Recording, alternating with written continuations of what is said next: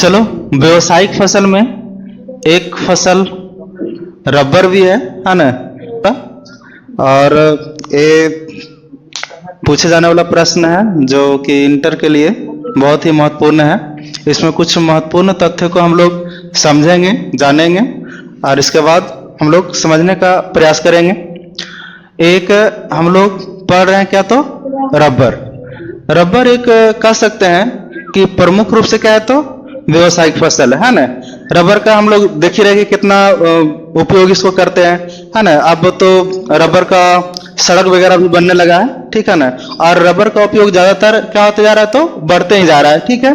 इसमें अगर देखा जाए तो लिखा है यह एक व्यवसायिक, है ना, महत्व का महत्वपूर्ण फसल है। एक व्यवसायिक दृष्टि से इसको देखा गया। किसको दृष्टि से देखा गया, तो व्यवसायिक दृष्टि से देखा गया। और एक बहुत ही कैसा है, तो महत्वपूर्ण पदार्थ है। क्या है, तो बहुत ही महत्वपूर्ण पदार्थ है। यानी कि हम लोग अभी जाने हैं कि इसको से कई प्रकार का जो व्यवसाय किया जा रहा है और इसका उपयोग ज्यादातर हम लोग देख सकते हैं तो बढ़ते ही जा रहा है ना। और तो हाँ, गैस में जो रबर डाला जाता है। फिर बहुत सारे ऐसे चीजें हैं जिसको हम लोग बम्पिंग के लिए भी रबर डालते हैं, ठीक है ना। और इसको से कई प्रकार के हम लोग पहले पता किए कि इसमें सड़क वगैरह भी बन रहा है ना।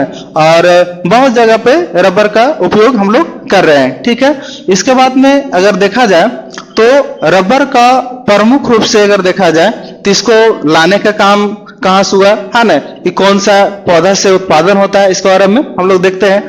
जो प्रमुख रूप से है जो हेविया, है ना, ब्राजीलियन सिस, हेविया ब्राजीलियन सिस नामक वृक्ष का एक दूध, है ना। जो हेविया ब्राजीलियन सिस नामक जो वृक्ष है, इसको दूध को जमा करते हैं और इसको दूध को हम लोग क्या करते हैं, तो जमा कर, है ना, एक जगह संग्रहित करके इसको क्या करते हैं, तो जमाकर हम लोग इसको क्या प्राप्त करते हैं, तो रबर प्राप्त करते हैं, है ना।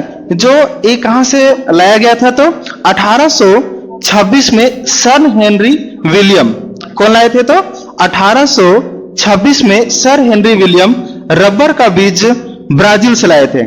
ब्राजील का एक जगह है, इसका नाम क्या है, तो पेरू, है ना। जो 1826 में सर हेनरी विलियम ने जो रबर का बीज है वो ब्राजील के जो पेरू नामक जगह है ना, यहां से ही रबर कहां लाए थे, तो भारत लाए थे। कहता है कि उस समय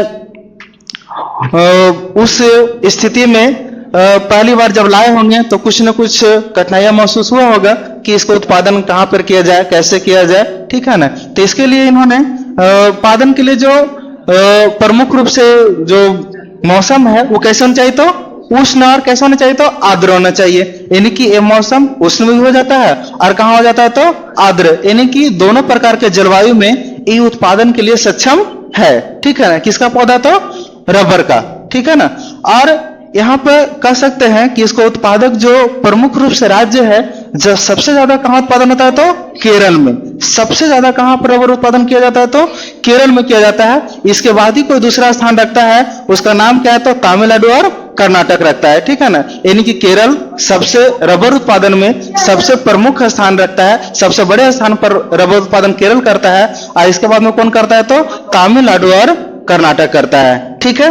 फिर कहता है कि कुछ कुछ छिटपुट एरिया में भी होता है जिसको हम लोग गौण रूप देते हैं, यानी कि छोटे छोटे जगह पर रबर को उत्पादन किया जाता है, जहां तहां छिटपुट एरिया में जो कम रूप में किया जाता है, गौण रूप में किया जाता है। वही कहता है कि गौण रूप से इसका जो उत्पादन होता है त्रिपुरा में होता है ना, असम में होता है, गोवा में होता है, और कहां होता है, तो अंडमान निकोबार में रबर का उत्पादन किया जाता है, ठीक है ना। तो हम लोग अभी इसको थोड़ा एक बार और देख लेंगे, है ना, कि रबर का उत्पादन कहाँ कैसे होता है। ये परीक्षा में पूछे जाते हैं, ठीक है ना, कि प्रमुख व्यवसायिक फसलें के, है ना, कुछ वर्णन करें, जिसमें एक कौन सा आता है, तो रबर भी आता है, ठीक है ना। आप रबर को थोड़ा ध्यान से देख लीजिएगा।